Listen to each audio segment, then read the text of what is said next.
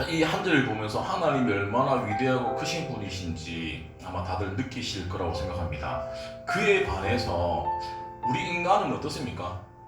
우리가 살아있는 동안에 많은 업적을 이루고 많은 부를 축적하고 많은 것들을 가지더라도 우리가 죽고 나면 그냥 한 줌의 흙이 우리의 인생인 것처럼 하나님과 우리가 비교했을 때는 정말 비교가 되어지지 않음을 우리가 잠시 알 수가 있습니다.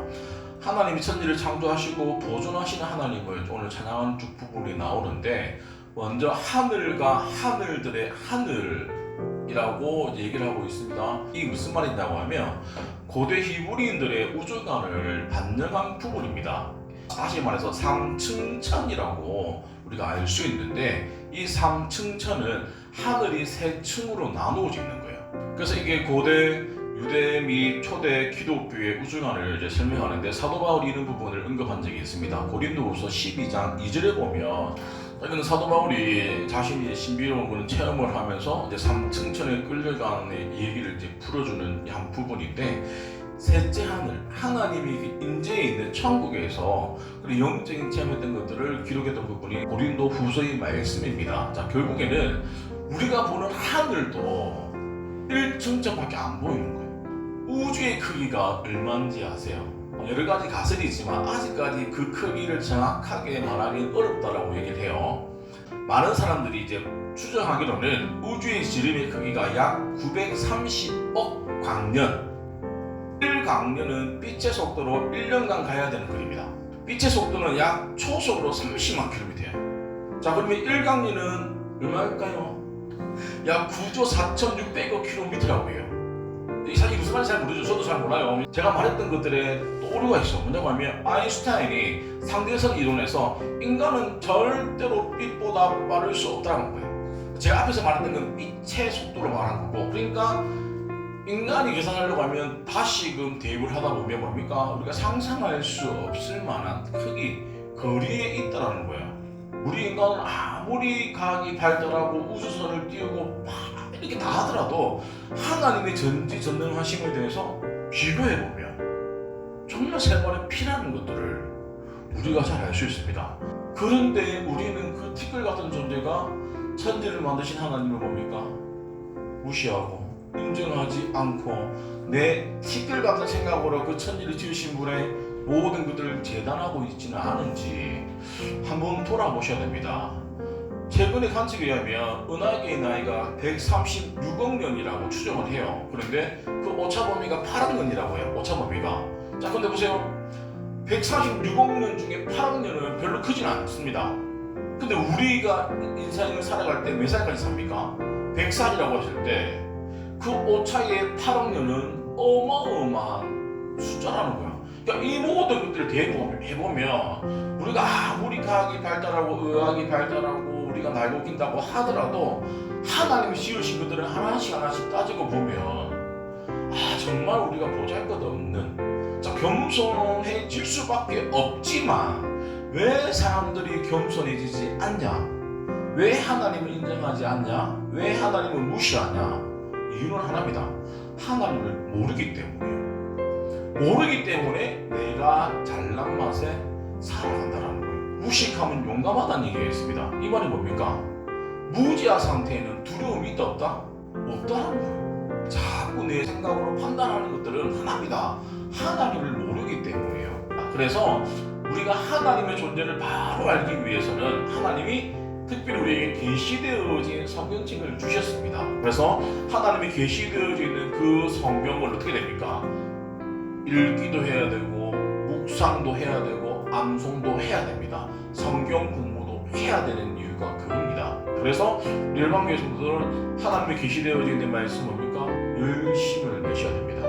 자, 7절은 이스라엘 역사를 이제 해고하면서 하나님의 은혜를 이제 찬양하는 부분입니다. 먼저 여호와께서 하나님께서 옛적에 아브라함을 택하시고 갈대아 우르에서 인도하여 내시고 그에게 아브라함에서 아브라함으로 하나님이 새 이름을 주신 것에 대해서 이제 해고를 하고 있는 부분입니다. 먼저 창세기 12장에 보면 처음에 하나님이 아브라함을 부르신 기사가 있고, 창세기 17장에 보면 아브라함의 이름을 계명시켜 주시는 부분이 나옵니다. 왜냐하면 이스라엘의 첫 역사의 출발은 아브라함에 의해서 이루어진 게 아니라 하나님에 의해서 아브라함의 선택이 되어진 것에부터 시작이 되어집니다. 자, 첫 번째, 주는 하나님 여호와시라. 이 표현은 굉장히 강력한 선포가 담겨져 있어요. 오직 하나님만이 그 어떤 존재가 아니라 진짜 하나님만이 우리 인생의 주관자 주인이심을 고백하는 겁니다. 특별히 여호와라는 히브리어는 야훼인데 스스로 있는 자라는 뜻이에요. 그러니까 결국에는 하나님만이 유일한 창조주시여 우리의 주관자이심을 고백하시는 듯, 특별히 하나님은 신실하게 자기의 약속을 지키시는 분이심을 기억하셔야 됩니다. 우리가 말씀을 통해서 역사 속에서 계속적으로 하나님이 본인이 하신 말씀을 신실하게 지키는 것들을 우리가 잘 알 수 있기 때문에 주는 하나님 여호와시라라고 고백할 수 있다는 겁니다. 자, 보세요. 느헤미야가 포로가 되어져서 기한이 되어졌습니다. 기한에 가서 성벽을 지었죠. 그럼 끝났습니까? 아닙니다. 여전히 적들은 이스라엘을 그 성벽을 치고 가려고 계속적으로 공격합니다. 자, 그때 뭡니까? 그들이 유일하게 붙을 수 있는 것은 성벽이 아니라 우리를 지금까지 인도해 주시고 50일 그 짧은 기간에 성벽을 짓도록 허락해 주신 하나님, 유일하게 우리를 지켜주실 그 하나님 한 분뿐임을 뭡니까? 제일 먼저 고백했다는 것들을 우리가 잘 알 수 있습니다. 마찬가지입니다. 우리의 삶이 무너졌을 때, 우리의 삶이 흔들릴 때, 내가 길을 잃고 막 방황할 때 우리가 붙들어야 되는 그 고백이 동일하다는 거예요. 뭡니까? 하나님만이 나의 주님이십니다라는 것들을 고백하시기 바랍니다. 두 번째, 옛적에 아브라함을 택하시고, 자, 이것은 하나님의 선택의 은혜라는 거예요. 아브라함이 뭔가 특별하기 때문에, 뭔가 하나님에 대해서 예쁨을 받았기 때문에 선택이 되어진 게 아니라 그가 있었던 갈대아 우르는 이방 땅에서 우상을 숭배하는 지역에 살았습니다. 자, 성경에는 그가 어떠한 일을 했기 때문에 선택받았다라고 얘기하지 않지만 말씀을 보다 보면 하나님의 전적인 그를 선택하시고 은혜를 주셨다라고 우리가 알 수 있습니다. 근데 보세요. 아브라함의 아버지가 데라인데, 데라는 뭡니까? 다른 신을 섬겼다라고 얘기하고 있습니다. 10계명 1계명이 뭡니까? 너는 나 외에 다른 신을 내게 두지 말라. 두 번째, 우상을 만들지 말고 절하지 말며 섬기지 말라라고 했어요. 10계명 중에 제일 중요한 1, 2계명을 범하고 있습니다. 아브라함이 그 지역을 나오셨던 이유는 전적인 하나님의 은혜고, 하나님이 그를 불러가지고 이스라엘의 조상으로 삼아 주신 것들은 전적인 하나님의 은혜라는 것들을 기억하셔야 됩니다. 마찬가지로 우리가 예수를 믿게 되어진 이유도 내가 예수를 믿고 싶어서 믿은 게 아니라 내 남편 때문에, 내 아내 때문이 아니라 하나님이 선택했다는 거예요. 우리가 하나님을 믿기 전에는 다 내 마음대로 살았는데 결국에는 하나님이 우리를 부르심으로 말미암아 그 제자리에서 은혜의 자리로 옮기게 되어진 것은 뭐다? 전적인 하나님의 은혜라는 거예요. 우리는 그 은혜를 알 수는 없습니다. 받아들여야 되는 부분이에요. 중요한 건 하나님이 나를 선택하셨다는 게 중요하다는 거예요. 더 중요한 거는 내가 지금 이 자리에 예배 드리고 있다는 것 또한 중요하다는 것들. 그래서 그 하나님이 부르신 결과가 지금 우리의 모습이라는 것들을 기억하시기 바랍니다. 그래서 우리 모두는 다 은혜를 받은 자입니다. 세 번째, 갈대아 우리에서 인도해 내시고, 자 보세요. 하나님이 아브라함을 택하시는 데서 그친 게 아니라 그 우상을 섬기는 그 갈대아 우리에서 뭐다? 인도하셨다는 거예요. 자, 이거는 단순히 이사, 거리의 이동을 말하는 것이 아니라 삶의 방향을 전환하는 거예요. 그래서 이제는 믿음의 길로 걸어가기를 원하신다는 겁니다. 제가 한번 확인해 보니까 갈대아 우리에서 가나안까지 어디가 직선거리로 약 1000km라고 합니다. 그런데 실제로 여행 경로를 딱 따라서 걸었을 때는 한 1600km 정도. 왜냐하면 아브라함이 혼자 한 게 아니라 가족과 가축과 동반했으니까 못해도 몇 달에서 1년 이상이 아마 걸렸다라고 얘기를 합니다. 자, 아무튼 아브라함은 자신이 편하게 있었던 그 갈대아 우리에서 안정된 삶을 버리고 떠나야 했다는 거예요. 중요한 것들은 하나님이 어디로 가!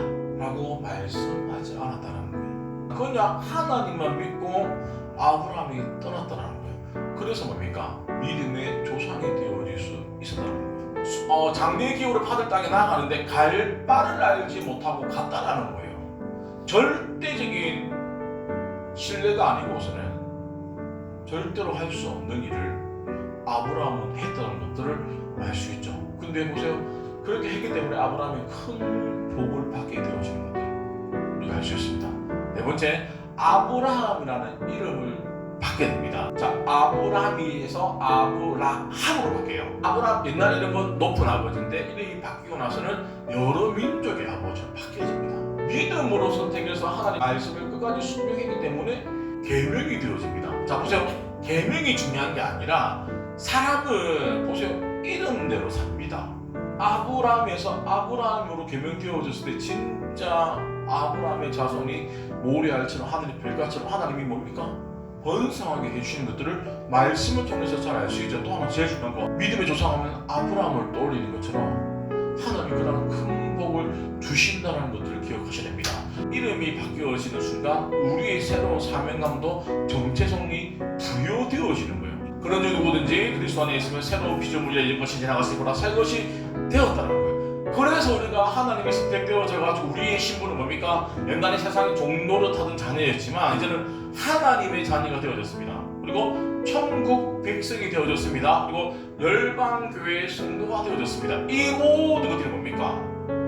우리의 정체성이라는 거예요. 우리가 이름대로 살아가야 됩니다. 신분대로 살아가야 됩니다. 그것이 하나님이 우리에게 지어준 이름이라는 것들을 기억하시기 바랍니다. 자, 이 8절은 하나님께서 아브라함과 맺으신 언약을 이제 다시 한번 더 회고하고 있는데 여러 조석에 나오는 가나안 족속들의 이름입니다. 자, 처음에 보면 하나님이 아브라함과 언약을 맺으신 근거가 나오는데 뭡니까? 그 마음의 주 앞에서 충성됨을 보셨다는 거예요. 충성이 뭡니까? 변하지 않는 거. 아브라함은 늘 한결같이 하나님을 믿었다는 거예요.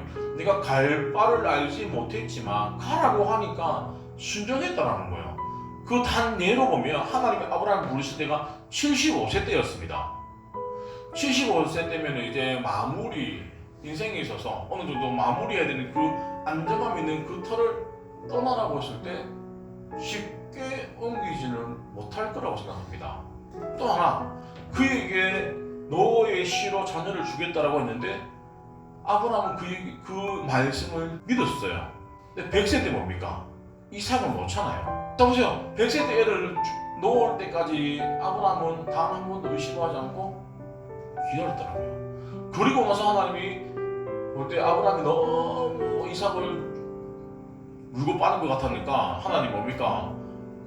화재로 버리라, 던지라. 화재 뭡니까? 불을 태워드리는 거잖아. 근데 아브라함은 뭡니까? 고민 없이 바로 합니다. 하나님 쓰신 사람은 충성된 사람을 쓰신다는 것들을 기억하셔야 됩니다. 왜냐하면 하나님은 신실하신 분이기 때문에요. 신실하신 것들은 뭡니까? 내가 약속한 것들은 다 지키는 거예요. 충성되어진 사람도 상단의 명령이 뭡니까? 내 의지와 관계없이 순종하는 거예요. 반응하는 겁니다. 자, 여기서 사울과 다윗이 나옵니다. 사울은 하나님의 초대 이스라엘 왕이었죠. 근데 이 처음에 사울은 왕이 되었을 때 정말 하나님께 충성을 다했는데 시간이 지나면서 뭡니까? 하나님께 불순종하게 되어집니다. 우리가 잘 알고 있는 다윗이 어떻습니까? 물론 연약함이 있었지만 하나님에 대한 그 마음은 변치 않았다는 거예요. 충성심이 있었다는 거예요. 결국에는 우리가 하나님 앞에 늘 끝까지 충성했을 때 얻는 그 은혜와 복이 엄청나다는 것들을 이 짧은 구절을 통해서 우리가 잘 알 수 있습니다. 이거는 문화 비유입니다. 내용은 한 귀족이 있습니다. 그 귀족이 왕위를 받기 위해서 먼 나라로 떠나는데 그때 10명의 종을 불러가지고 한 문화씩 줍니다. 한 문화는 노동자 3개월의 품삯이에요. 꽤 크진 않습니다. 근데 나중에 돌아와가지고 결산을 할 때 보니까 한 사람은 10문화를 남겼고 또 한 사람은 5문화, 한 사람은 그냥 숨겨놓은 거예요. 아무것도 안 하고. 그 10문화를 남긴 중이면 칭찬을 하고 나서 10고을을 다스릴 수 있도록 그날을 주고 5문화를 남긴 사람도 똑같이 칭찬합니다. 그리고 나서 5고을을 다스릴 수 있는 권한을 줍니다.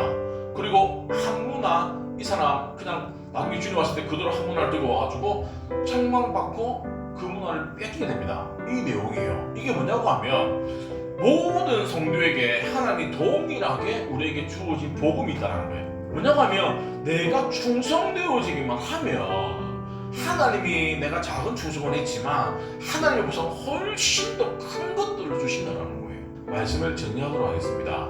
우리가 하나님을 제대로 알기만 하면 순종은 자연스러운 거예요. 근데 그 순종에 있어서 내가 이해가 되어지고 이해가 되어지지 않는 것은 별개라는 거예요.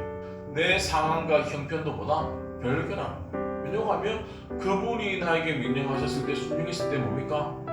갈 바를 알지 못했던 아브라함을 인도해 주셨던 것처럼 우리가 그 인도를 받을 수 있습니다. 그런데 우리의 급한 성격이 다 깨버리는 거예요. 하나님이 조금만 더 참고 준비해놨는데 내가 그거 못 참아가지고 그냥 내가 해결해버리는 거예요. 그러면서 하나님이 있니 없니?